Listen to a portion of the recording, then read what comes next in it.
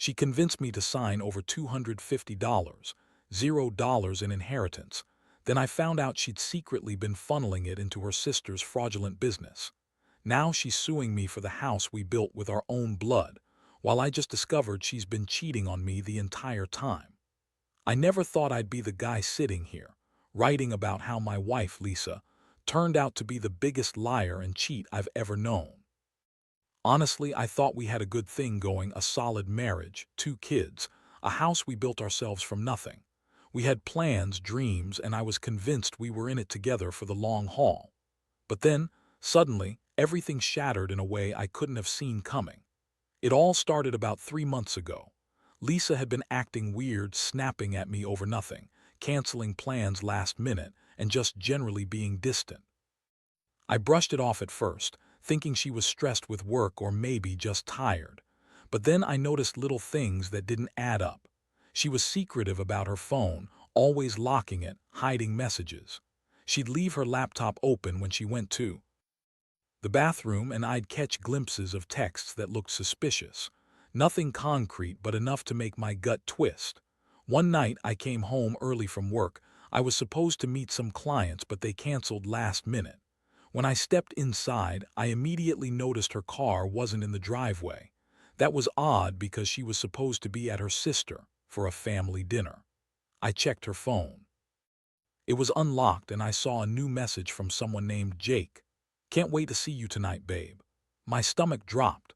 I froze, reading the message over and over, trying to make sense of it. Who the hell was Jake? I didn't confront her right away. Instead, I started digging. I checked her social media, her texts, her emails, anything that could give me a clue. I found more messages, all flirty, some downright explicit. She was talking about meeting up with this Jake guy, saying she missed him, that she loved the sex they had. That was the moment I knew she'd been lying, cheating, hiding a whole other life from me. It hit me like a ton of bricks. All those late nights, the unexplained absences, the secretive phone calls, they all made sense now. And what made it worse was that I'd trusted her completely. We had built a life together, and I had even convinced myself that our marriage was solid. But she'd been sneaking around behind my back for months, maybe longer. The betrayal was so deep I felt numb. What hurt even more was what I found out about the money. A few weeks before I discovered her affair, I was approached by her sister. She was panicked, acting all innocent but clearly hiding something.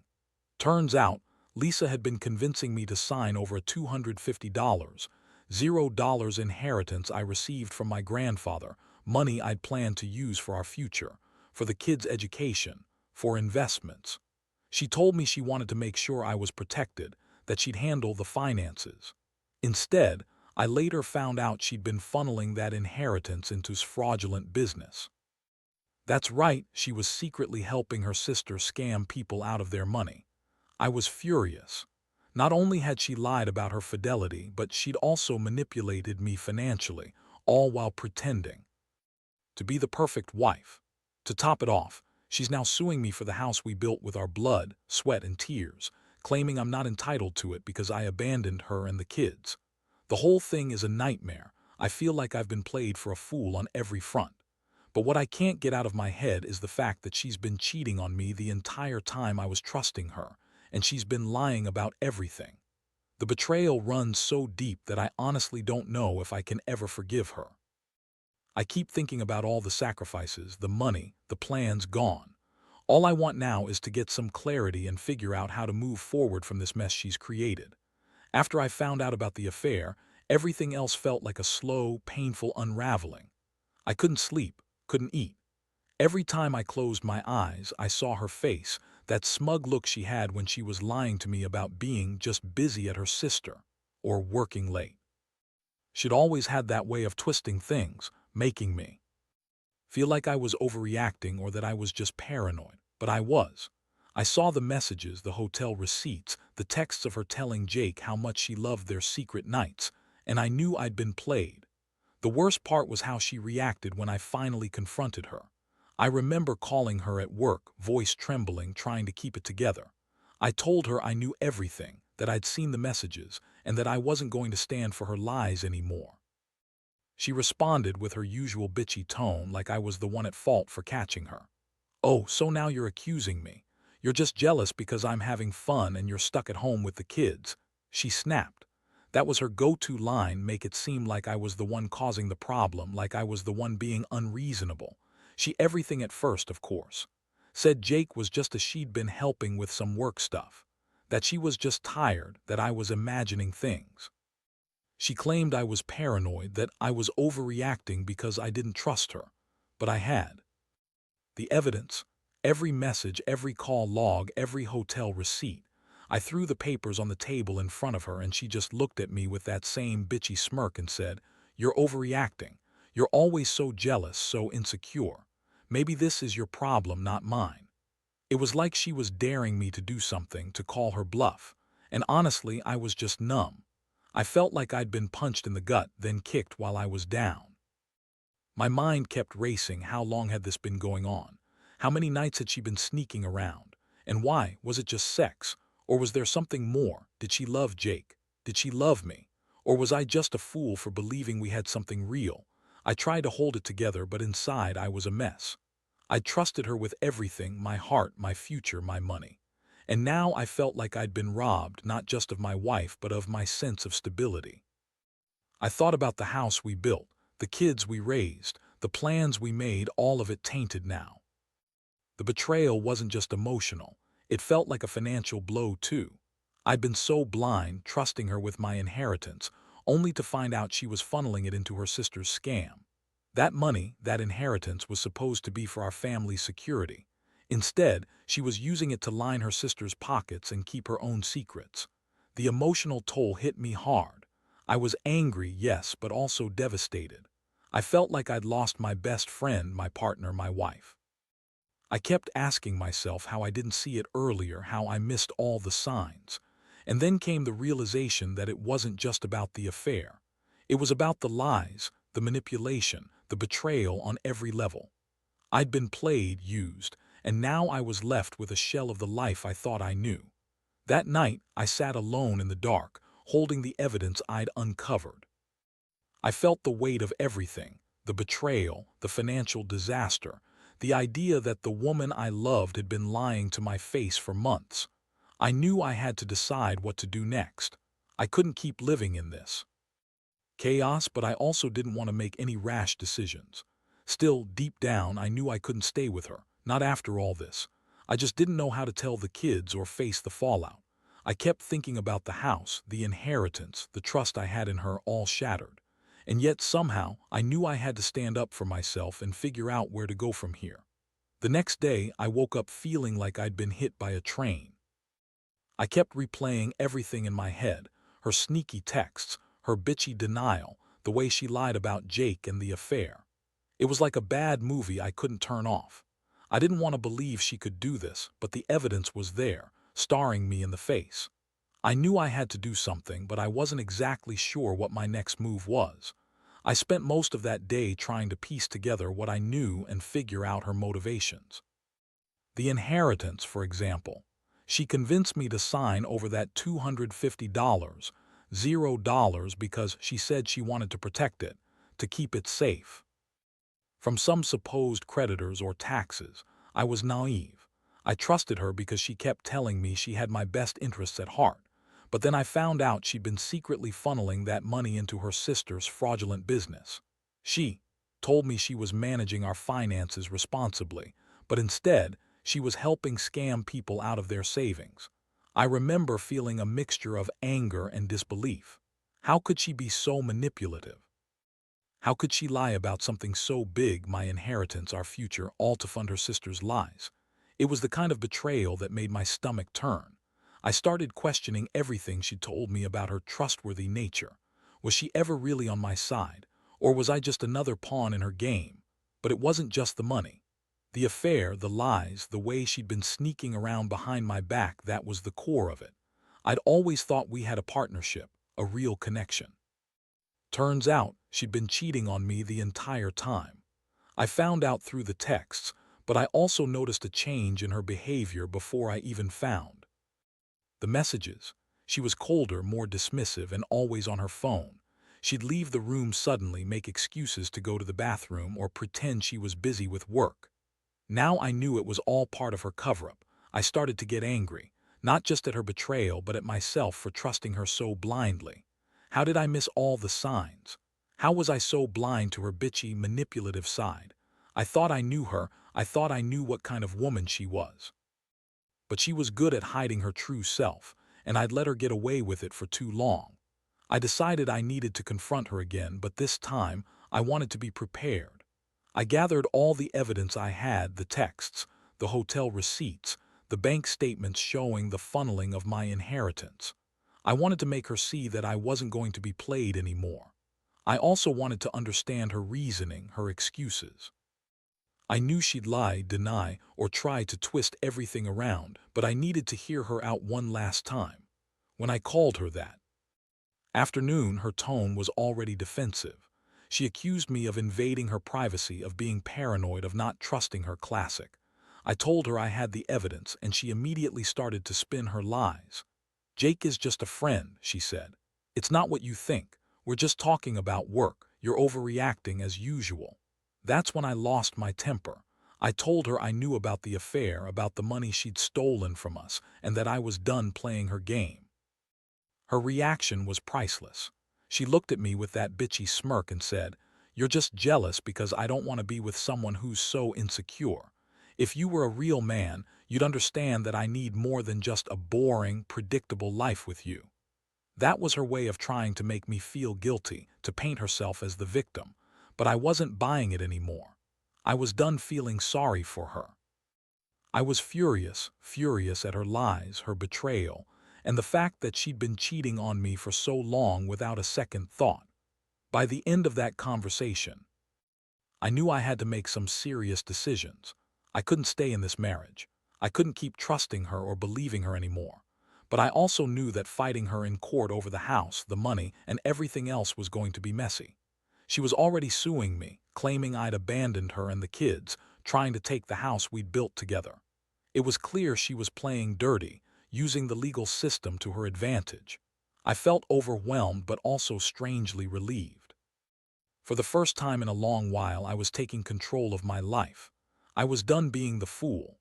I decided I'd fight her in court, not just to protect what's mine but to expose her for who she really was. I knew she'd do everything she could to keep the house, the money, and the kids, but I wasn't going down without a fight. I had the evidence, and I was ready to prove that she'd lied, cheated, and manipulated her way through our marriage. I didn't know what the future held, but I knew I had to stand my ground. The days that followed were a blur of lawyers, documents, and sleepless nights. I never imagined I'd find myself in a legal battle over a house I helped build with my own blood, sweat, and tears. But that's exactly where I was. Lisa, of course, played the victim at every turn, claiming I'd abandoned her and the kids, that I was the bad guy for trying to take what was rightfully hers. She even went so far as to sue me for custody, trying to turn the court against me, claiming I was unfit because I'd betrayed her and the family. I had to gather every shred of evidence I could find. The texts, the bank statements showing her funneling inheritance money into her sister's scam, the hotel receipts from her secret meetings with Jake. It was brutal digging through it all, knowing this was going to be used against us in court. I felt sick every time I looked at the photos of the house, the memories of building it with my own hands, now tainted by her lies. But I knew I had to be strong for myself and for the kids.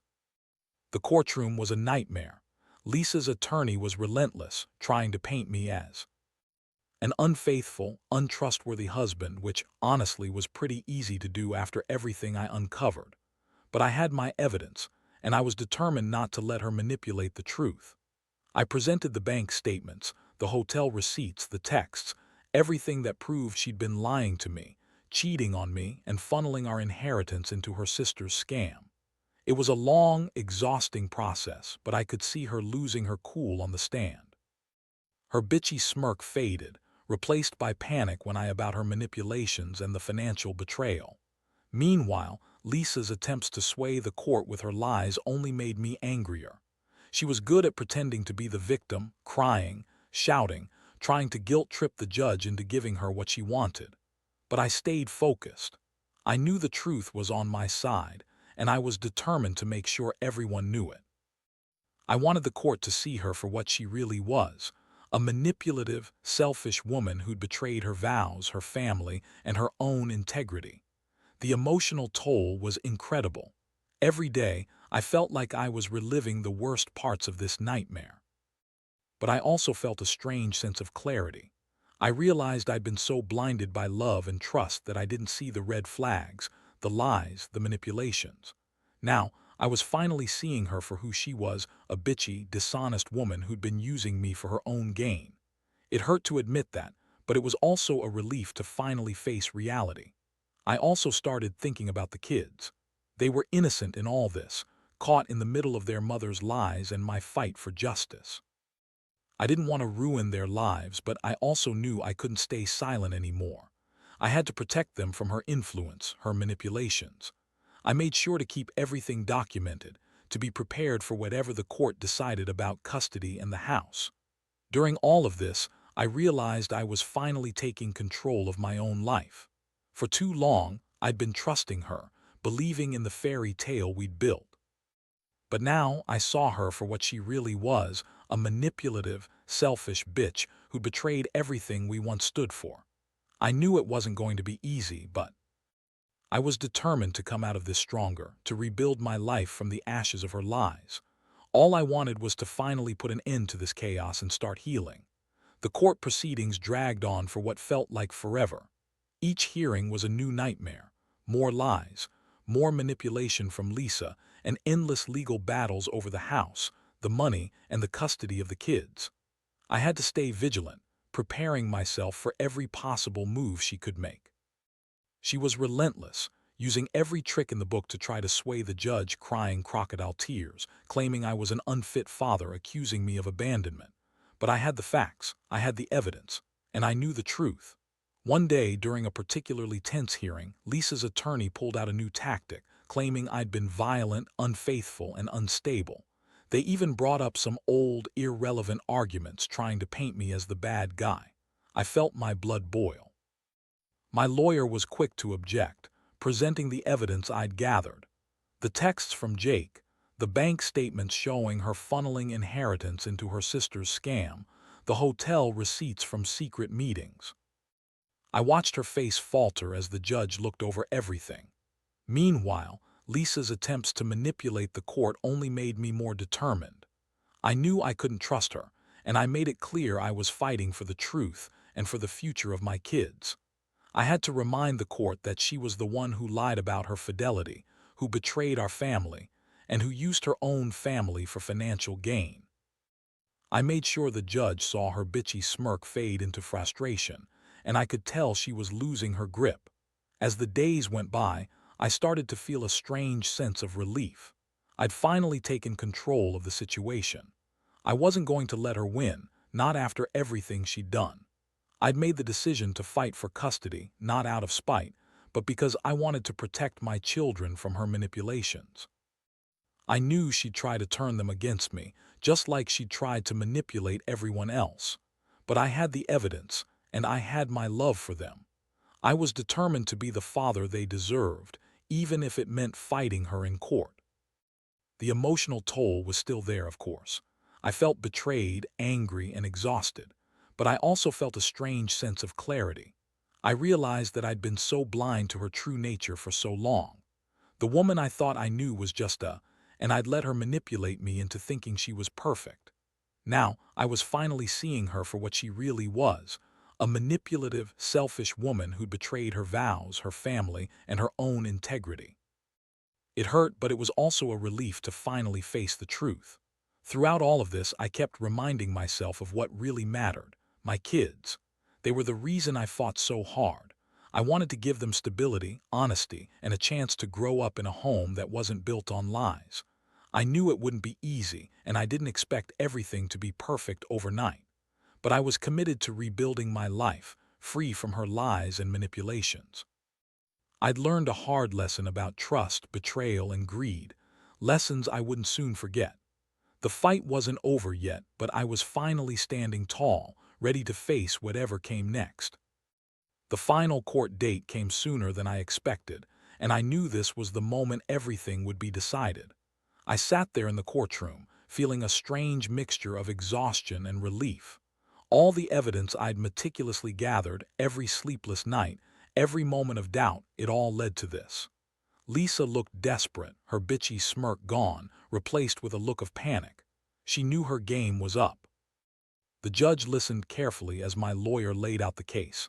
How Lisa had manipulated the inheritance, funneling it into her sister's scam, how she'd lied about her fidelity, and how she tried to manipulate the court with her tears and false accusations. I presented every piece of proof I had, knowing that this was my chance to finally expose her for who she really was. When it was her turn, Lisa tried her usual tactics, crying, claiming she was the victim, saying I'd abandoned her and the kids. But her words rang hollow. Her own texts proved she'd been cheating, her financial records proved she'd been lying about the money, and her attempts to manipulate the court only made her look more guilty. The judge's eyes narrowed as he reviewed the evidence. Finally, after what felt like hours, the judge made his decision. He awarded me primary custody of the kids, ruling that Lisa's financial misconduct and infidelity were enough to disqualify her from full custody. He also ordered her to pay back the inheritance she'd misappropriated, and she was barred from claiming ownership of the house we built with our blood, sweat, and tears. The court's decision was a huge relief. I'd fought hard, and justice was finally on my side. As I left the courtroom, I felt a weight lift off my shoulders. The chaos, the lies, the betrayal, it was finally coming to an end. I knew the road ahead wouldn't be easy, but I was determined to rebuild my life and give my children the stability they deserved. I also knew I'd be more cautious about trusting anyone again. In the days that followed, I started packing up the house, preparing to move on. I cut ties with Lisa completely.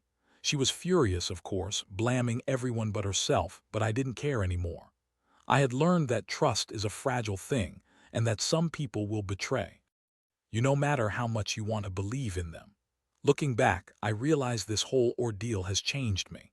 I've learned to be more skeptical, more cautious about who I let into my life. I've also learned that sometimes you have to fight for what's right, even if it means losing everything temporarily. Most importantly, I've learned that betrayal cuts deep, but it also reveals who you really are, someone capable of standing up, fighting back, and rebuilding from the ruins. I won't pretend it's been easy. There are days I still feel the sting of her lies, the betrayal, the loss of what I thought was a life built on love. But I also know I'm stronger now, wiser. I've seen what greed and selfishness can do, and I refuse to let it define me. My focus now is on healing, on making sure my kids grow up knowing what honesty and integrity really mean. And if there's one thing I want others to take away from this, it's this. Trust your instincts, hold on to your values, and never let anyone steal your peace, no matter how convincing they seem.